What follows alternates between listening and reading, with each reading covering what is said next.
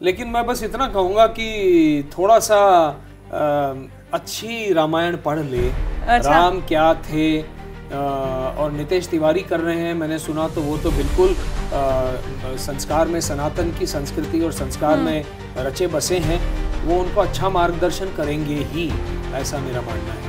My only aspiration is with pride, how do we take our greatest culture, our greatest part of our history and share it with the world.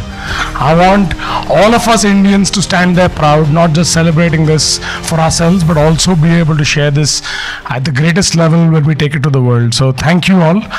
Your support means the world to all of us, and we are working incredibly hard, and we will leave no stone unturned to make sure that we deliver the very, very best that anybody in the world can try. So Nitesh Tiwari को जो respect and success मिलनी चाहिए वो अभी तक उन्हें मिली नहीं है। इवन उन्होंने 2000 करोड़ की मूवी भी दी है इंडियन सिनेमा को, जैसे बाकी डायरेक्टर्स हैं लाइक संदीप रेड्डी वांगा, लोकेश कनगराज, प्रशांत नील एंड एटली। इन सभी की मूवीज इनके नाम से ही चलती हैं। जब इन डायरेक्टर्स की कोई मूवी रिलीज होती है तो ऑडियंस इन डायरेक्टर्स का नाम देख के हाइप्ड हो जाती है। इट डजंट मैटर कि फिर मूवी में हीरो कौन है। बट नितेश तिवारी के केस में ये उल्टा है। ऑडियंस नितेश तिवारी की मूवीज देखती भी है एंड एंजॉय भी करती है, बट ये नोटिस ही नहीं करती कि मूवी को डायरेक्ट नितेश तिवारी ने किया है। एंड नितेश तिवारी अकेले ऐसे डायरेक्टर भी हैं जो बॉक्स ऑफिस नंबर्स के मुताबिक एसएस राजामौली को नंबर 1 डायरेक्टर की पोजीशन पे आने से रोक रहे हैं, बिकॉज नितेश तिवारी ने 2000 करोड़ की मूवी दी है एंड एसएस राजामौली ने 1800 करोड़ की मूवी दी है। तो बॉक्स ऑफिस नंबर्स के मुताबिक तो Nitesh Tiwari is the number 1 director, but still audience उन पे ट्रस्ट नहीं कर पा रही है जितना बाकी डायरेक्टर्स पे कर रही है। और इसका सीधा एग्जांपल है रामायण। इतने अच्छे इंट्रोडक्शन वीडियो के बाद भी मोस्टली ऑडियंस यही कह रही है कि ये रामायण आदिपुरुष 2.0 होगी, और वही दूसरी साइड एसएस राजामौली ने सिर्फ बोला है कि वो महाभारत बनाएंगे और ऑडियंस अभी से एक्साइटेड हो गई है एंड ट्रस्ट भी हो गया है ऑडियंस को कि राजामौली महाभारत अच्छी ही बनाएंगे। भले ही नितेश तिवारी ने अपने पास्ट में ज्यादा सुपर हिट मूवीज डिलीवर नहीं की हैं, बट अपनी सिर्फ एक मूवी से ओवरसीज में हाउसफुल कर दिए थे।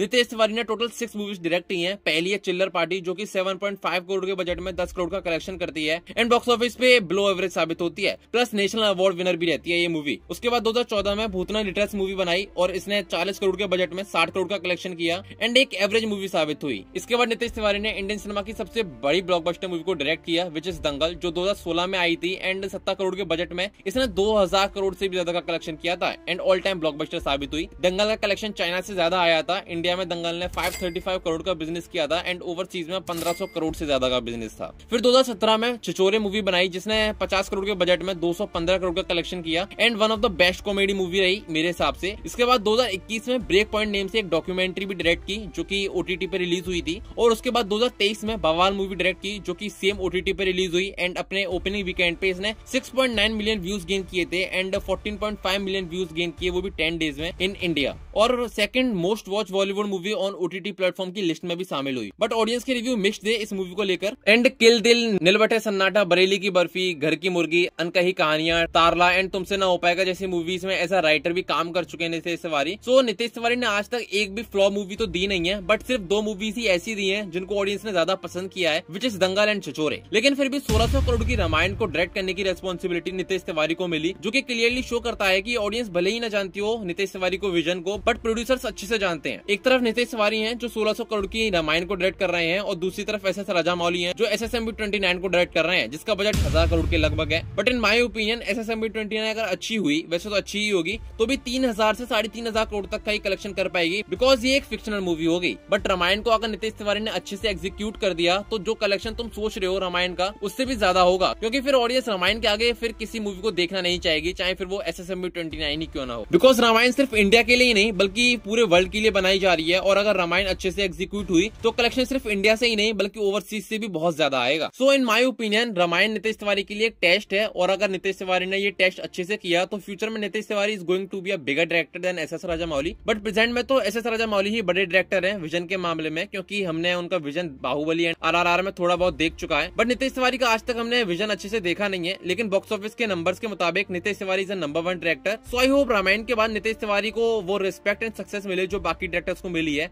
और फ्यूचर में शायद नितेश तिवारी और भी बड़े प्रोजेक्ट्स लेकर आए जिनसे उनका विजन क्लियरली शो हो ऑडियंस को एंड ऑडियंस उन पे ट्रस्ट भी कर पाए। सो यार that was the video. I hope you like this video and share this video with your friends and subscribe भी कर ही देना। प्लस कमेंट में बताओ आपको ये वीडियो कैसी लगी और अपना ओपिनियन नितेश तिवारी को लेकर जरूर शेयर करना कमेंट में। बाकी मैं मिलता हूँ आपसे नेक्स्ट वीडियो में, तब तक के लिए जय श्री राम।